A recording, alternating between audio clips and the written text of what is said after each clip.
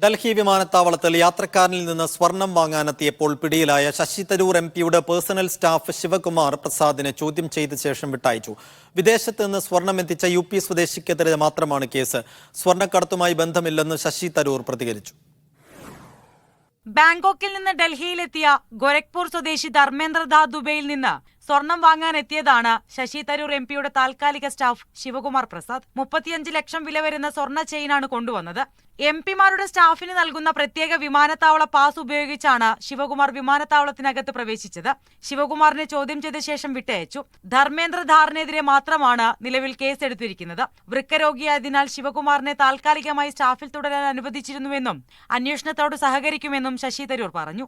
സ്വർണം കടത്തുന്നത് ആരാണെന്ന് ഇപ്പോൾ വ്യക്തമായെന്ന് CPM സംസ്ഥാന സെക്രട്ടറി MV ഗോവിന്ദൻ പറഞ്ഞു.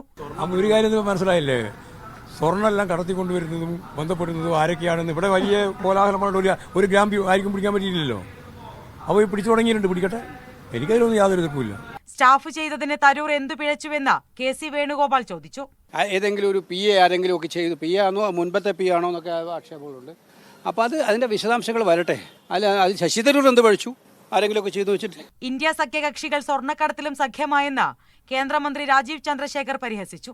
മീഡിയ 1 ഡൽഹി.